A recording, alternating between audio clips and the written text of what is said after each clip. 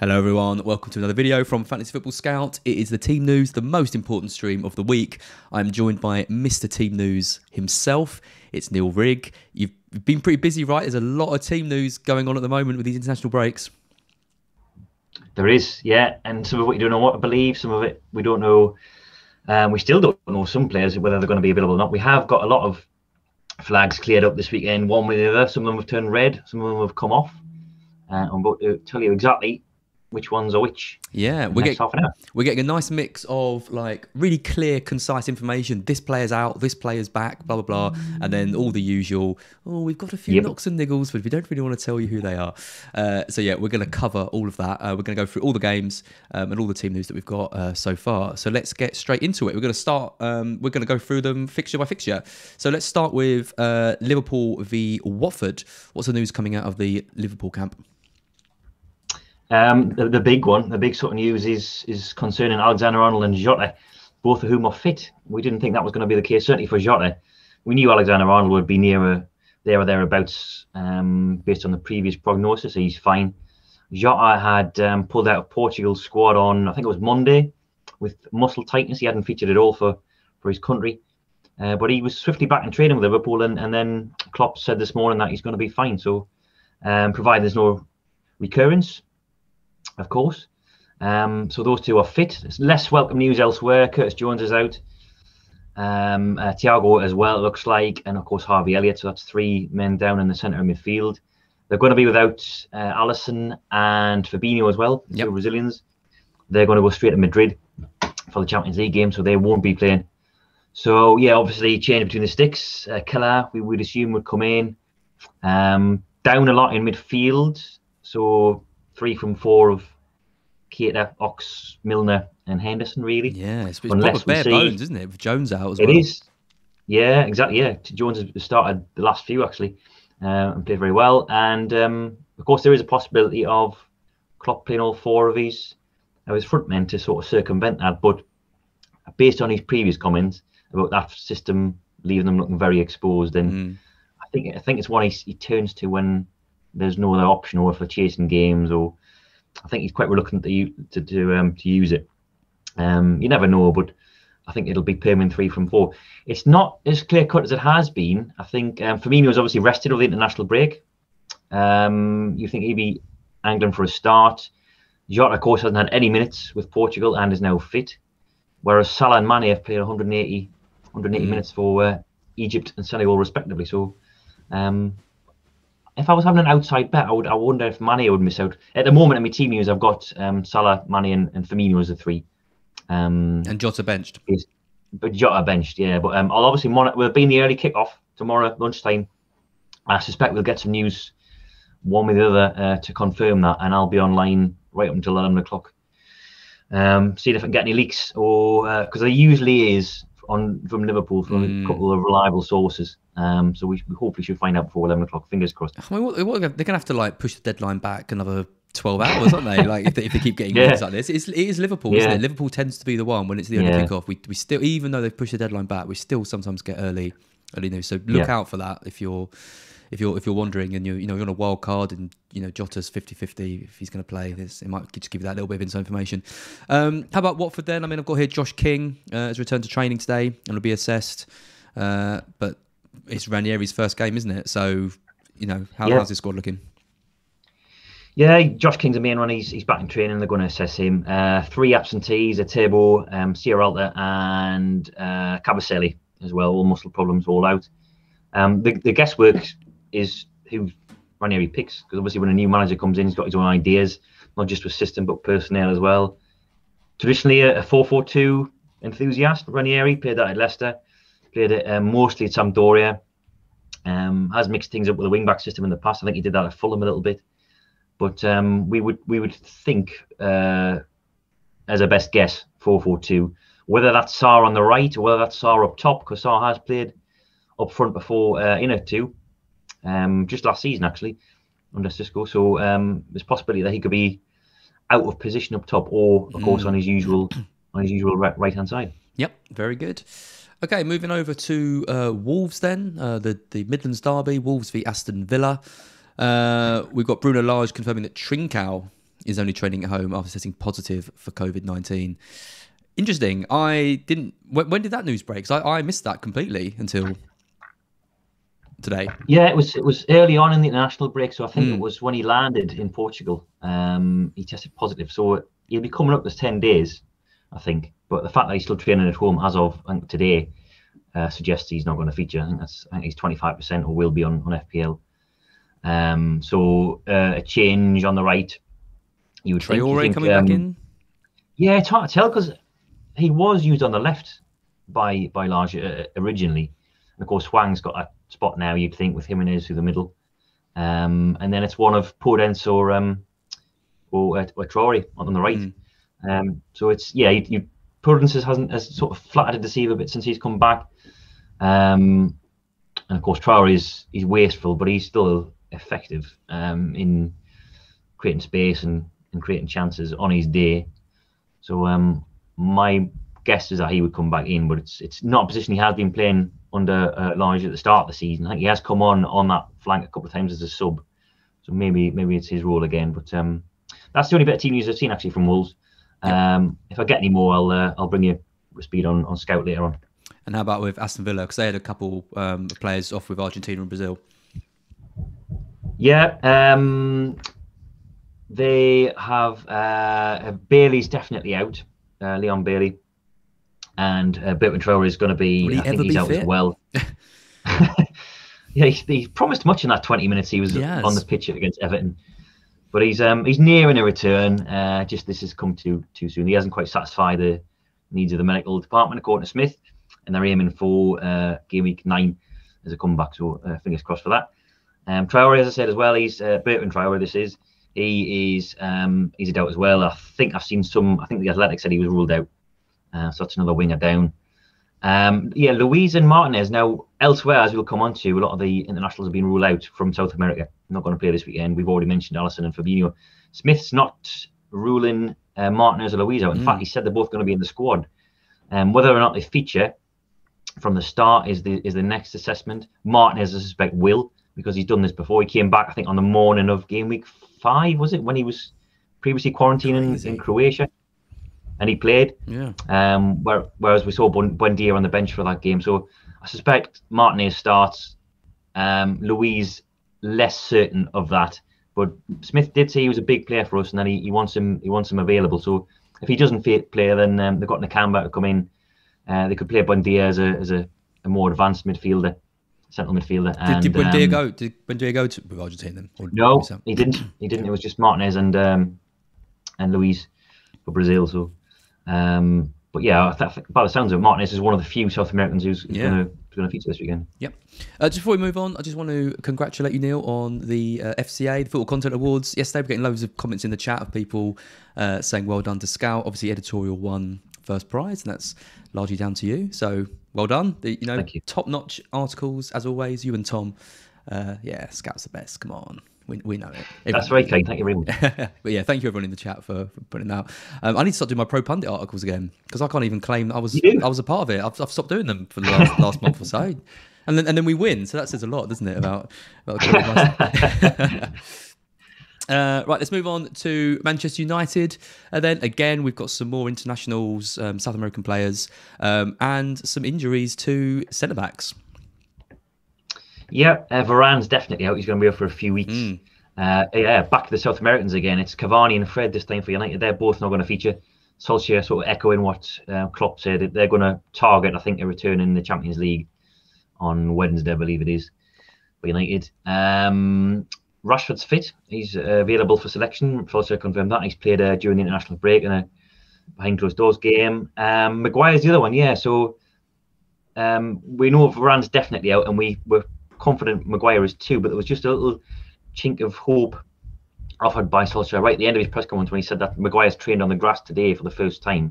I suspect that still leaves him short for the weekend, and he did talk about Lindelof and Bailly getting minutes over the international break for their countries, and that boding well. So I think it looks like those two will be at centre half, but Maguire's obviously nearing a return, so if he's not available this weekend, then he'll be probably back for the Liverpool game in Game Week 9. And I think that's it for Man United, apart from Ahmed Diallo as well, who's not even listed in FPL. He's back on the grass today as well. Yep. I mean, the flip side of that is Leicester, their opponents, are also ridiculously short at centre-back as well. Yeah, but there could be one in, one out this week at Leicester, because they've got Evans in contention. He's had not just a foot problem, which is recurrent, it's an illness as well. That's what ruled him out of, I think, the international break with Northern Ireland, and then the game before that with Leicester as well. But he's been on the training ground this week, and Rogers says he's in the frame for this weekend. They might have lost Vestergaard in the process. He's got a knock playing for Denmark, I think, so they're going to assess him. I was writing in the team news tab then, and in my scout squad as well. The reason I picked Ronaldo is, I think one of my first two choices was the fact that Leicester has been abysmal at the back. Vestergaard, and he promised so much when he came in, is just not been at the races. Soyuncu, I mean, the amount that he's regressed since last season is unbelievable. I think Rodgers has previously said before that Evans really gets the best out of Soyuncu. Like he needs that leader alongside him to sort of guide him through games. He's still young and impulsive and a bit reckless, and he's just he's been hopeless. But Evans being back is obviously good news for Leicester, not so good news for Man United. They're missing Ndidi as well, of course. Leicester, he's out for a good chunk of period. And longer term ones, of course, are Justin and Fofana. Two patched up squads, not in the best of form going into this match. It should be. I reckon there's going to be goals in that game. Goal fest. Yeah, I think so. 0-0 confirmed. 0-0. Right, Manchester City. Big news on Ferran Torres. He's out for 2.5 months. Done his foot at a time when lots of people were thinking of getting him back in. I couldn't believe it when I've been seeing him popping up in wildcard teams and stuff. It's crazy. Yeah. How about their international lot? Are they back? Yeah, Torres is the only absentee, I think. Certainly in terms of injuries. Again, the South American World Cup qualifiers in play here, so Edison and Jesus won't be involved this weekend against Burnley. Bit of a theme here, Torres isn't it?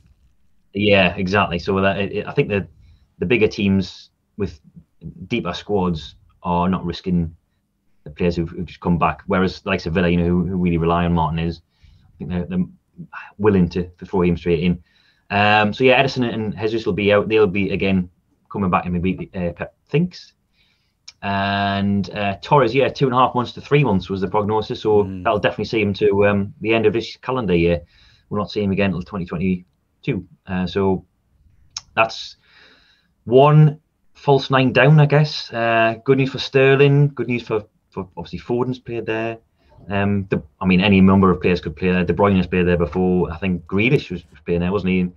For a bit, and then and good news for Mahrez this week potentially as well, because Jesus was the right wing back the right wing ringer of choice at City of late. Torres is another possibility there. We haven't seen him much in that position.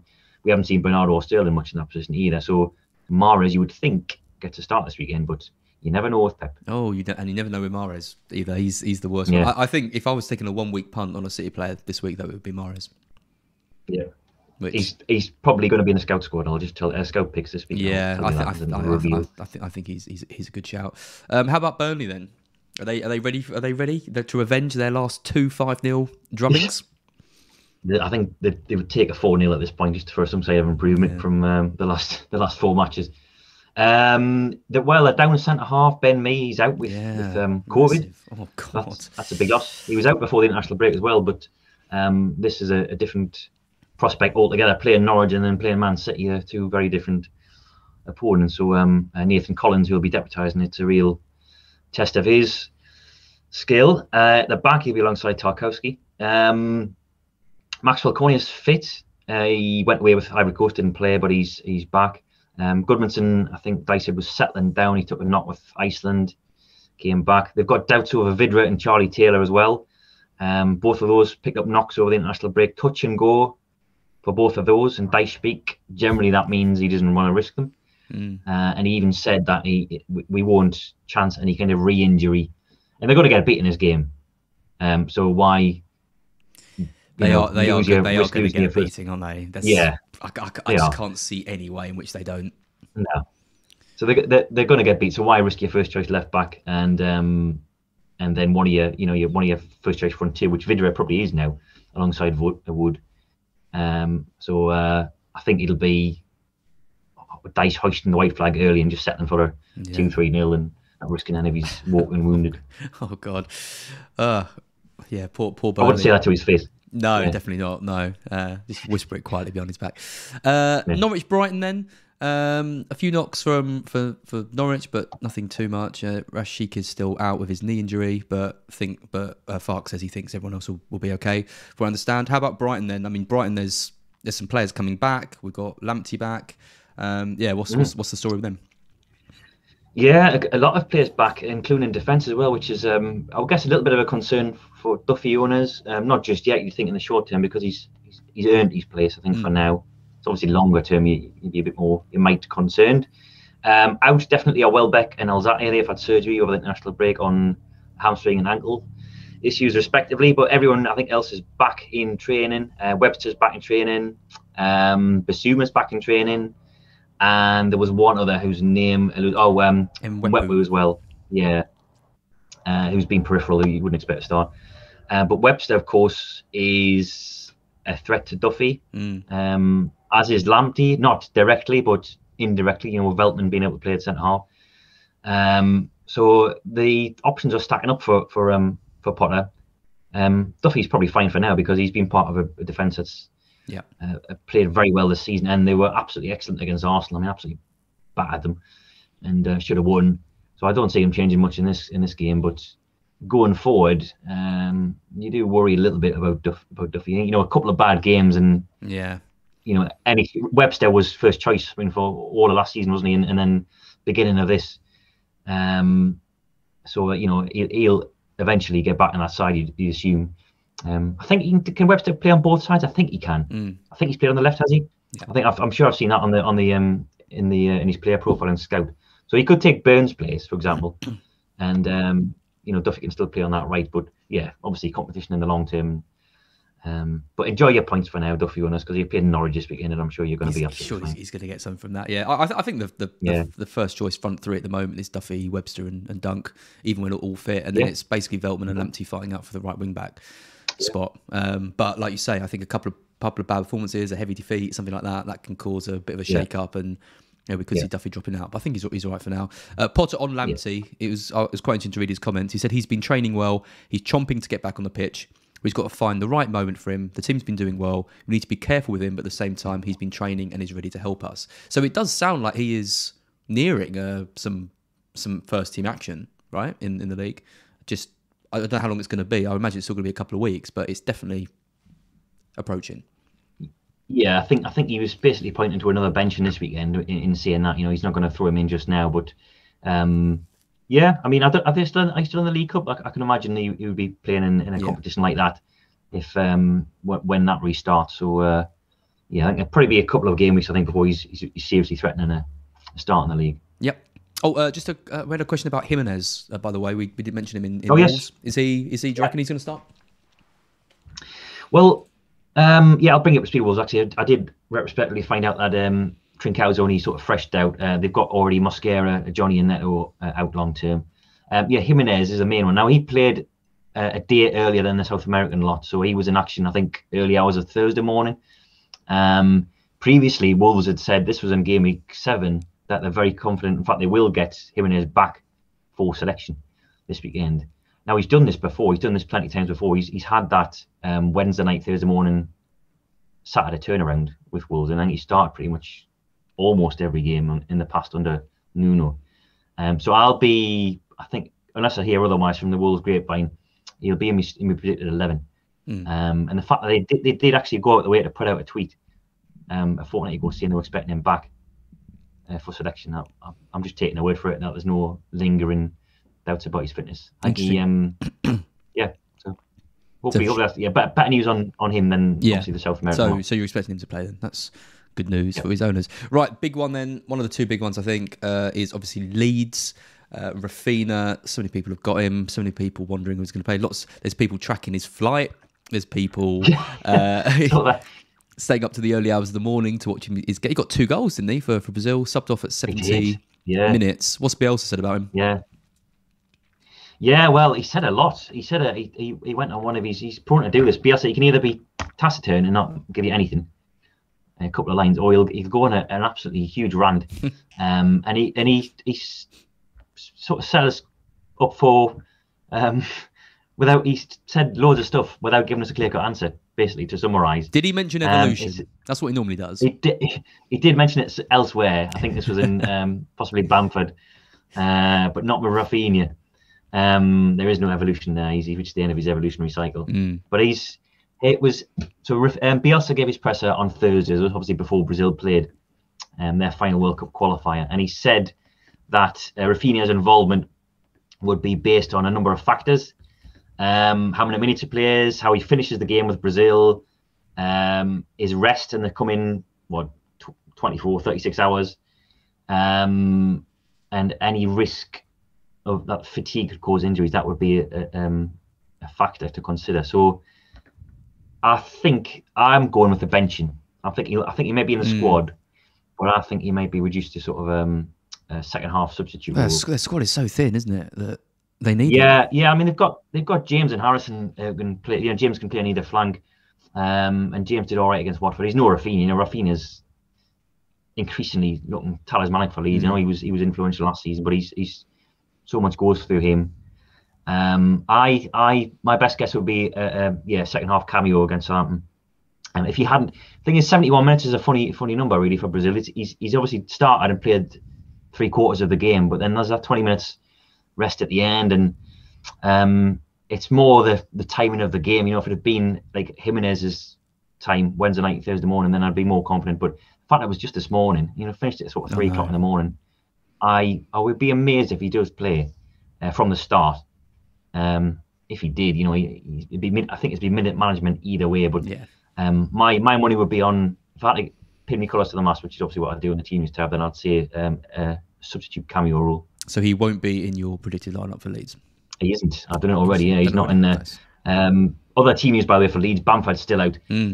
He was, I think, on course for return around about now. So, and Bielsa, this is Bielsa bingo. He said the evolution would be a day-to-day basis. Aylin's still out. He's halfway through his recovery, so it sounds like he's a long way away. Robin Kirk as well. He's still out. But Forshaw and Somerville are available. Eek. Not great news for Leeds, I don't think. All of that. No. Good news for Livermore, I think, if you're playing him. Yeah, I know. They're down Bamford and absolutely. I know. He's becoming a player, I think, who we're going to stop benching and start playing, because he's got the assist against Chelsea, won the penalty, and got good fixtures coming up. Okay, Chelsea's the other big one then. Chelsea v Brentford.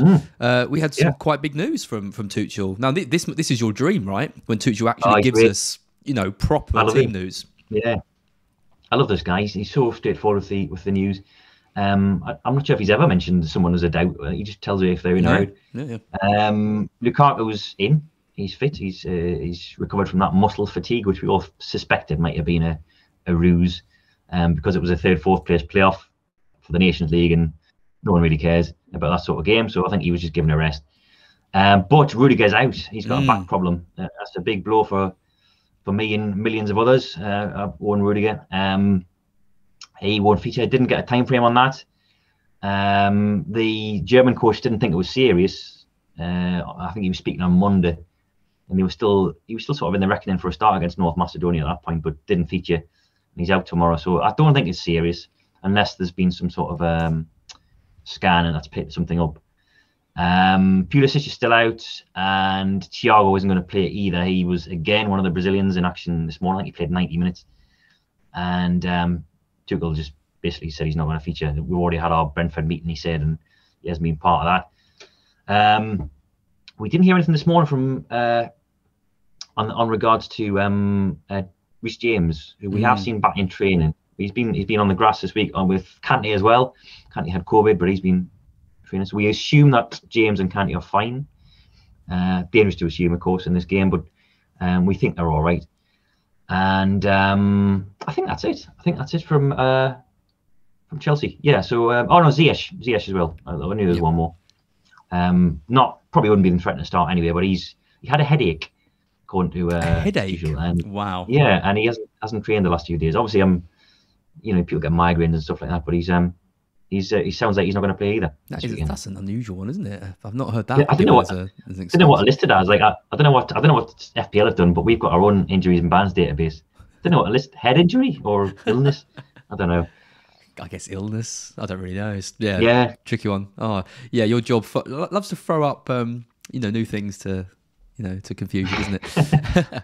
How about Brentford? Any news from them? Yeah, there is one bit of news in terms of out, and that is Baptiste. Shandon Baptiste has got a dislocated shoulder, and he's going to be out. But otherwise, they're looking in good health. So they've got two players back, Janelt and Ajer. I don't know how you pronounce that. The big Norwegian guy, centre half. Oh, yeah. Both of those missed out in game week 7, but are back. And Thomas Frank said yesterday that they're in contention for a recovery this weekend. And I think other than that, it's just the long-term ones like Sorensen and De Silva. Should be a good game, that. 5:30 tomorrow. Yeah. For Chelsea. I fancy Brentford in that, actually. Maybe not to win, but maybe it's just to steal a draw like especially they did with Rudiger at Liverpool. With big loss, yeah, and Thiago as well. Yeah. Could be like Christensen, Aspi, and Chalobah, maybe something like that. Centre half. Yep. There for the taking. Very interesting.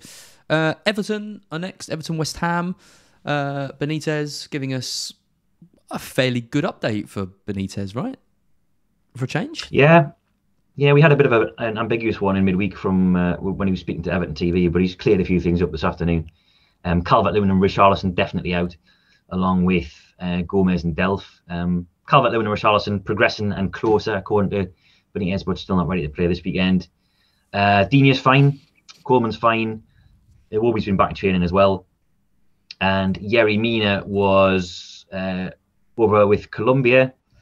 They've got an extra day to recover, so they're playing on Sunday. So he's got probably a better chance of featuring. And Benitez says they're going to assess him as soon as he gets back to the UK and see how he feels. Very nice. And West Ham, any news from them? Yes. Yeah. The opposite your of favourite Chelsea team. Your favourite manager for team news? Yeah, he's just been so unhelpful with this. As I said before to people, that if I was a manager, I'd probably more like Moyes, because I don't know why I'd give away my team news plans to every other, watching opposition member of staff. But he takes it to the real, extremes with his ambiguity. He says we've probably got 1 or 2 injuries, so it didn't even say if he's got 1 or 2. Probably have. And if we did have any players missing, he wouldn't tell us anyway. So cheers, he ended David. that quote by saying, "Yeah, we might have some people who are not available." So we don't know. It's Schrodinger's team news. It's just you don't know whether they have got problems. You can try and draw conclusions from players who've been away. I think they've had 8 players away in international duty, so you can look at that list and then try and work out from minutes played. And Soufal, if there was anybody, but someone who might be out.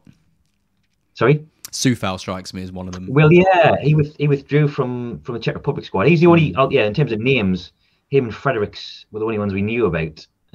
Those injuries sort of preceded the international break. Soufal came back in game week 7. He had a problem, but then pulled out of the Czech Republic squad with the same issue. And Fredericks has got a groin issue. So we don't know who these names are. Maybe ex-West Ham employee can help us out. On Twitter, I'll be flocking to his account and seeing if he can give us any insight on that, or see if there's any training ground photos. But Moyes, what a rotter. I think one guy we do know who should start is Antonio, though, because I think Moyes was bigging up his rest and saying that he should, he needed it and the logistics weren't right and all this. So we don't think that's right. Antonio is one of the doubts. Yeah, he withdrew from the Jamaica squad, but it wasn't injury related. It was more to do with the sort of travelling restrictions and things like that. He cited that as a reason for not going. So yeah, he's fully rested for the last 2 weeks. Yep. Over to the richest club on the planet, your team. Unbelievable. What a turnaround this international break has been for Newcastle. Exactly. Yeah. Steve Bruce still there. What's he said in his press conference? He is. I think he's reveling in the fact that he's still there as well. I think he was.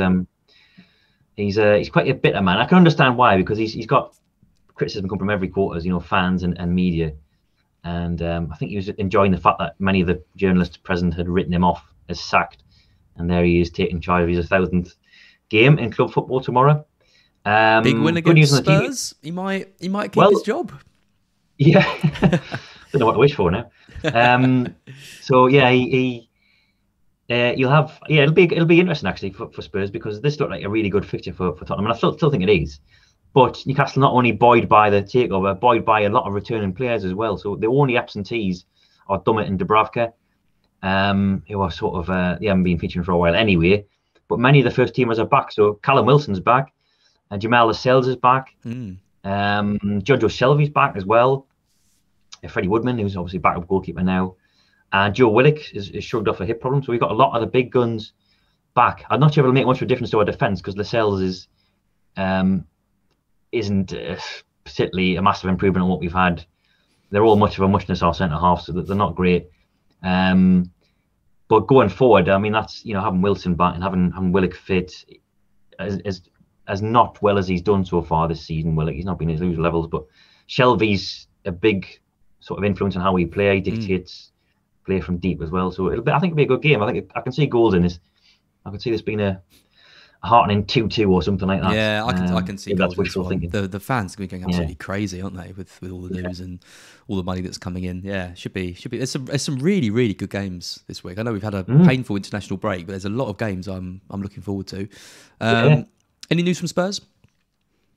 Yes, a little bit. I'll get to tweet this out, but I've just seen Nuno's headlines from that press conference. He's gone a bit like Moyes, and then he's not telling us who's injured. But he did mention Bergwijn. He's been back in training, and he's working on his match fitness now. I think Ben Davies, he's been back in training as well. He had I think was it appendicitis or something like that before the international break. But Nuno's been coy, as he often is on the injury situation elsewhere. So we're not entirely sure who's struggling. Good. Thanks, Nuno. Doing a Moyes challenge again. Okay, the final game of the week. I'm going to this one. I will be at the Emirates on Monday night to watch Arsenal versus Crystal Palace. What have you got for me? Who can I cheer on? You can cheer on most of Arsenal's side. So Xhaka is the only long-term absentee. He's off for 3 months. Martinelli's a minor doubt, but he wouldn't have featured anyway in that side, I'm sure. Arteta gave us press conference yesterday. I think he hadn't seen a couple of internationals returning, but the noises were from reports back that everyone was fine. Palace, I think are okay. I think Vieira said everyone's returned fine, and they've got Eze back in training as well, which is a boost. He's not ready to feature just yet, but he's been out for a long time, and Vieira's not putting an exact time frame on when he'll be playing exactly. But he's back on the grass anyway. He's in training, and hopefully not too long before we see him again playing competitive football, which I think just leaves Nathan Ferguson, the perennially injured Nathan Ferguson, unavailable. Yes. Does he exist? He's out, and I don't think anyone else is unavailable. Did I give you the team news for Southampton, by the way? I've got a horrible feeling I didn't. No, I don't think we did do Southampton, actually. Why haven't I? Who are they playing? They're playing Leeds. They're playing Leeds, that's right, yeah. I thought I skipped over him. So Jack Stevens, we already knew was out. Che Adams has joined him. He's got a muscle problem. Hasenhüttl said everyone else he thinks has come back fine. He still hasn't seen one or two returning internationals, but again, much like Arteta, he thinks everyone's fine. Ward-Prowse is banned, of course. He begins a 3-match ban, and Hasenhüttl implied heavily that Diallo would come in for him in midfield, but it's an absolute crapshoot further forward. I mean, we know that Armstrong's going to start. We can probably guess most of the back four and the two midfielders in front of him, but I was right in the team. There's 5 different players who've played in those number 10 roles. Yeah. And then there's a sixth now available in the form of Stuart Armstrong as well. So I don't know. I could just might as well put in names and pins and guess them with that lineup. So but Armstrong you'd think would be a shoe in the feature up top because obviously Adams is out. Southampton and Leeds are going to be 2 proper patched up sides again, isn't it? It's an international break that's actually ended up with some actual players out and injured and proper doubts. Normally we get to the end of the international break and everyone's like, they're all right.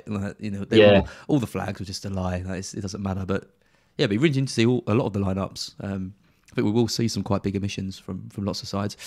Sorry. Go on. Anything else? No, that was it. I hope if I've missed anyone out, please mention it now in the comment section. I don't think I am. The one question we're getting asked is about Rhys James. I know you have mentioned him already. I will just ask you, will he be in your starting lineup?